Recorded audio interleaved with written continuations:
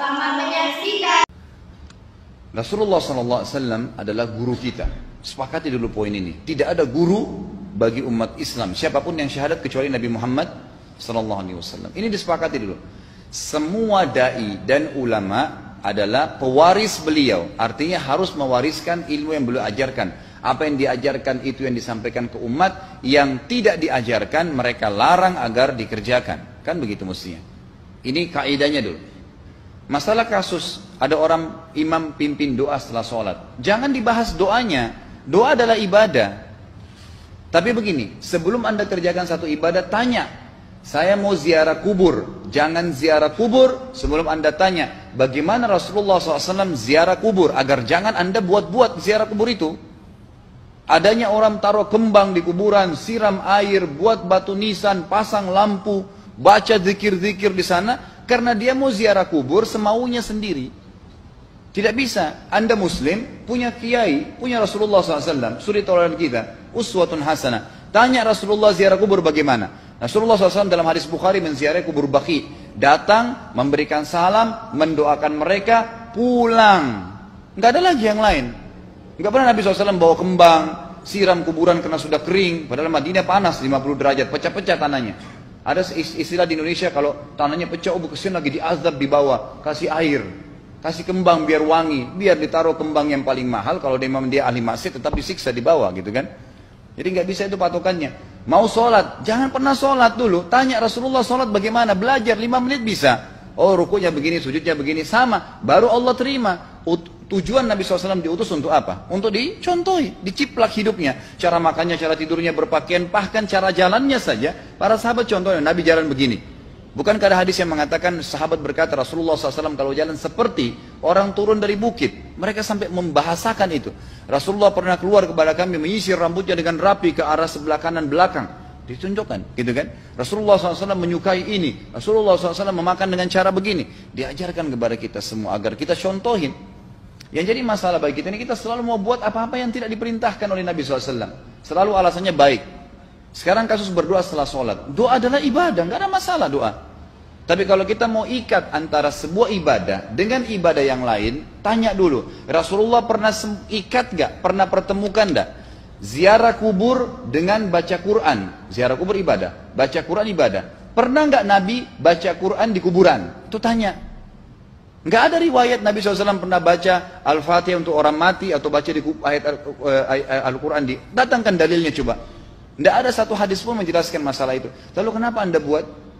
Oh karena saya mau buat ibadah. Baik, ibadah yang Nabi ajarin. Salam, doain, selesai. Jangan lebih daripada itu. Masa anda lebih pintar dari Nabi Muhammad SAW? Habis sholat, memang paket yang Nabi tawarkan, yang beliau selalu kerjakan adalah zikir. Setelah sholat, dengan zikir sholat yang sudah masyhur, istighfar, kemudian baca Allahumma antas salam, sampai membaca ayat kursi, al-ikhlas, al-falaq, an-nas, baca subhanallah, alhamdulillah, Allah akbar 33 kali, sampai terakhir baca, digenapkan la ilaha illallah wahdahu la syarika lah. Selesai itu semua hadis Nabi SAW menjelaskan setelah sholat, Rasulullah SAW langsung berdiri. Memang beliau tidak pernah berdoa habis sholat waktu itu. Memang begitu. Bukan doanya yang jadi masalah, bukan. Karena Rasulullah tidak kerjakan, jadi kita tidak kerjakan. Saya tekankan dalam pengajian saya, kalau anda punya hajat berdoa, berdoalah setelah sholat ba'diyah. Insya Allah aman. Karena sudah lepas dari paket yang Nabi tentukan. Selama Rasulullah SAW sudah mencontohkan dan memerintahkan sebuah perbuatan, ditentukan tempatnya, jumlahnya, waktunya, jangan pernah dilanggar. Habis sholat bacalah subhanallah 33, alhamdulillah 33, Allah akbar 33. Jangan anda bilang saya bisa baca 100. Loh, Rasulullah suruh 33 kok. Ditentukan, jangan lebih pintar. Nanti setelah sholat, jangan ikutkan dengan paket rangkaian sholat ini. Di luar waktu sholat anda membaca 100, silahkan. Karena nggak ada penekanan di situ. Kalau ada penekanan waktu, tempat, dan jumlah, jangan dibantah. Anda pengikut Rasulullah atau bukan, gitu kan? Harus jadi jelas. Yang membuat umat ini di Indonesia juga jadi masalah sekarang, karena mau buat sendiri. Semaunya sendiri. Kenapa akhi, kenapa Pak Kiai, kenapa Habib, kenapa Ustadz, kenapa buat ini? Bukankah Rasulullah tidak mencontohkan? Oh nggak apa-apa, ini kan baik. Loh, kalau semua orang berkata seperti anda, apa yang tertinggal dari agama kita? Kira-kira apa lagi yang tertinggal? Nggak ada kemurnian agama, karena semua orang mau buat semaunya. Gitu kan? Semaunya sendiri. Pindah rumah, baca berzanji. Apa itu berarti sejarah Nabi? Kenapa baca berzanji, saudaraku? Rasulullah waktu pindah rumah pernah baca-baca gitu nggak? Nggak pernah. Kenapa dibuat? Anda muslim bukan? Muslim. Ya saya harus ikuti. Kalau tidak akan terus ini mengakar nih. Anda buat satu bid'ah sekarang, bid'ah itu lawannya sunnah. Anak Anda akan buat 10 bid'ah, cucunya akan buat 100 bid'ah, akan banyak bid'ah merakar di masyarakat, dan agama akan ditinggalkan. Kemurnian sunnah akan hilang, gitu kan? Ini bahaya. Ingat, Nabi SAW mengatakan kepada kita dengan hadis yang sangat jelas. Hadis sahih riwayat Imam Ahmad bunyinya begini. Semoga Allah merahmati umatku yang menukil dariku seperti apa yang aku ajarkan atau sebutkan. Sampai ulama hadis mengatakan Nabi ucapin habis sholat astagfirullah, maka sahabat tidak ada berani yang menambah azim. Nggak ada sahabat yang bilang astagfirullah azim habis sholat, nggak ada. Astagfirullah saja karena Nabi ucapin itu. Mereka mengakui tidak lebih pintar daripada Nabi SAW. Kenapa kita harus tambah? Astagfirullahaladzim, wali walidayya, wali muslimin, panjang. Dari mana ini semua? Ditambah-tambah, diembel-embelin, kenapa? Akhirnya keluar dari ajaran Nabi Muhammad SAW. Ini masalah gitu kan? Kenapa harus dilakukan? Peringatan maulid Nabi sudah sering saya ingatkan. Anda tanya semua yang buat maulid, kapan maulid itu sejarahnya ada? Semua buku sejarah menjelaskan tahun 230 Hijriah. Nabi meninggal tahun berapa? 11 Hijriah. Gitu kan? 11 Hijriah. Lalu kenapa harus ada dilakukan? Dan dari mana sejarahnya? Yang membuat pertama adalah orang-orang Syiah. Sejarahnya jelas dari Fatimiyah. Semua buku sejarah sepakat mengatakan bahwasanya maulid munculnya di zaman Fatimiyah. Dinasti Fatimiyah, orang-orang Syiah di Mesir, gitu kan? Dan mereka punya 6 macam maulid yang sampai hari ini masih dikerjakan di Iran. Ada maulid Nabi SAW, Hasan, Husain, Ali, Fatimah, dan raja mereka. Sampai hari ini masih ada. Kenapa orang-orang waktu baca maulid, baca salawat sambil berdiri pegang tangannya taruh di dada? Karena keyakinan orang Syiah, ruhnya Nabi SAW sedang lewat. Anda tahu nggak itu? Banyak orang kita buat tidak tahu. Yang penting bahasa Arab ikut saja. Gitu kan? Tidak bisa. Nabi SAW tidak pernah rayakan. Pernah ada yang bilang sama saya, Ustaz, kan Nabi SAW pernah bilang, waktu ditanya tentang puasa Senin, beliau mengatakan hari itulah aku dilahirkan. Terus kenapa? Berarti boleh merayakan ulang tahun hari Senin, gitu kan? Tidak. Nabi SAW cuma menginformasikan bahwasanya beliau lahir di hari Senin, dan beliau tidak pernah ngumpulin sahabat untuk baca bersama-sama, merayakan hari raya. Beliau tidak pernah. Kalau itu benar, Nabi nggak bakal tinggalkan kok. Ibnu Katsir rahimahullah, garis bawahi poin ini. Ibnu Katsir rahimahullah dalam tafsir beliau, tafsir Quran Azim, dan subhanallah Ibnu Katsir ini kata ulama hampir semua kalangan golongan itu banyak memakai madhab, banyak memakai buku beliau, walaupun berbeda dari sisi pemahaman yang lain, tapi tafsirnya kebanyakan kembali ke tafsir beliau. Beliau mengatakan tafsir surah Al-Maidah ayat 3 yang bunyinya a'udzubillahi minasyaitonir rajim, al-yawma akmaltu lakum dinakum, hari ini saya sempurnakan agama kalian, kata Allah ya. Wa atmamtu alaikum nikmati, saya sempurnakan nikmatku pada kalian, artinya tidak butuh yang lain. Wa raditu lakumul islam madina, saya ridho Islam sebagai agama kalian. Kata beliau, ayat ini turun menandakan dan memastikan bahwasanya Nabi Muhammad SAW tidak meninggal dunia kecuali sudah mengajarkan semuanya, yang hitam, yang putih, yang gelap, yang terang, yang susah, yang muda, ya, semua dijelaskan. Siapa, kata beliau, yang menganggap masih ada sesuatu yang harus ditambahkan setelah Nabi SAW meninggal dan turun ayat ini, maka dia adalah ahli bid'ah. Dia orang yang membuat-buat agama. Nabi sudah ajarkan semua, selesai. Jangan ditambah, jangan dikurangin. Kita tidak lebih pintar dari Nabi SAW. Nabi nggak pernah rayakan hari lahirnya, jangan dirayain, selesai. Emang kenapa kalau kita nggak rayain? Kenapa? Tangan kita terputus? Enggak. Masih banyak ibadah yang disunnahkan gitu. Sama dengan kasus Isra dan Mi'raj. Kejadian besar dalam Islam. Tapi Anda boleh kembali kepada semua buku sirah. Saya tantang semua buku sirah Anda kembali. Insya Allah yang berpegang pada Al-Quran dan Sunnah, memang ada dasar wahyunya, maka semua akan menjelaskan. Nabi SAW setelah pulang dari Isra dan Mi'raj tidak pernah mengumpulkan sahabat-sahabat untuk merayakannya setiap tahun. Tidak pernah. Boleh dipelajari, iya, setiap hari. Tapi ditentukan tanggalnya lalu dibuat acara. Tidak pernah Nabi SAW buat itu. Lalu kenapa Anda buat? Kalau Anda mau tetap buat, ya silahkan, itu hak terserah Anda. Tapi saya ngajak kepada Anda kembali kepada kemurnian ajaran Nabi SAW. Kita tidak akan pernah kembali, kata Syekh Utsaimin rahimahullah, umat Islam ini akan kembali kepada kejayaan mereka kalau mereka betul-betul kembali kepada ajaran Rasul mereka Muhammad SAW. Murnikan ajaran Nabi yang jalankan seperti yang beliau ajarkan, selesai, akan aman. Pasti akan kembali kejayaannya. Kita nggak bisa saling menghardik, saling menyalahkan yayasan ini, organisasi ini, kelompok ini, karena masing-masing mau beristidlal sendiri, mau menjalankan sendiri hukum-hukum agama ini, bukan mengikuti sunnah Nabi SAW. Jemaah haji kita, jemaah umrah, Datang ke Mekah, tur dalam kota Mekah, naik ke gunung untuk lihat Gua Hira. Kenapa naik ke Gua Hira? Oh, Rasulullah pernah di sini. Baik, saya jelaskan. Nabi Muhammad SAW ke Gua Hira sebelum turunnya wahyu. Dan beliau terakhir sekali di Gua Hira pada saat menerima Iqra bismi rabbikal ladzi khalaq. Itu saja. Setelah kejadian itu, beliau turun dari Gua Hira, dari waktu itu sampai meninggal, Nabi SAW tidak pernah ke Gua Hira lagi dan tidak pernah suruh sahabatnya ke Gua Hira. Kenapa anda ke Gua Hira? Sampai naik 3 jam ada yang jatuh mati. Karena jahil, tidak tahu pemahaman agamanya. Nggak bisa begitu. Cukup dikenang iya. Kecuali Nabi SAW suruh, datangilah Gua Hira. Ya silahkan. Gitu kan? Kalau enggak, kan begitu. Masalah Isra Mi'raj, saudaraku, kejadian besar. Ambil ibrahnya, yang penting ilmunya. Oh, salat 5 waktu, kejadiannya pernah gini. Ada kebesaran Allah, ambil pelajarannya iya. Yang Nabi tidak contohin, maka jangan dikerjakan. Hanya itu saja.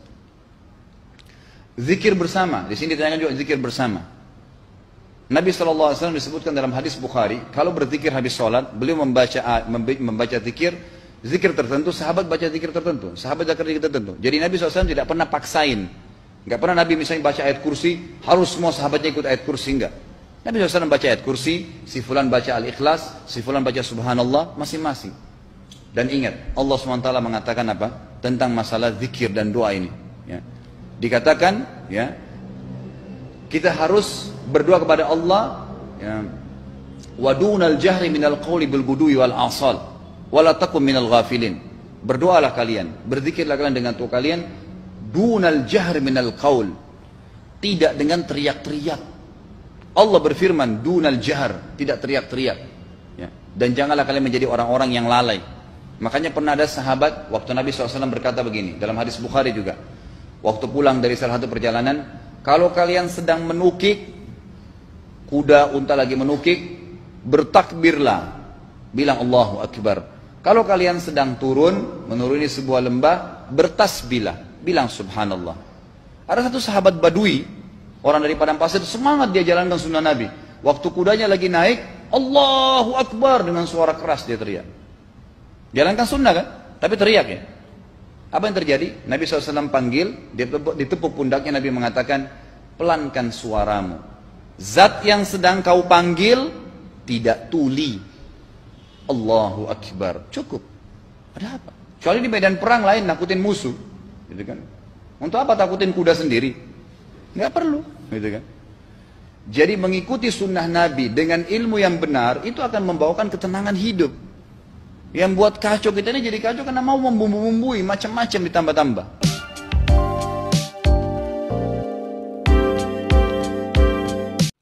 Jadi video yang kami review ini berjudul Kembalilah kepada Kemurnian Agama Islam sesuai dengan Al-Quran dan Sunnah, yang dibawakan oleh Ustadz Khalid Basalamah.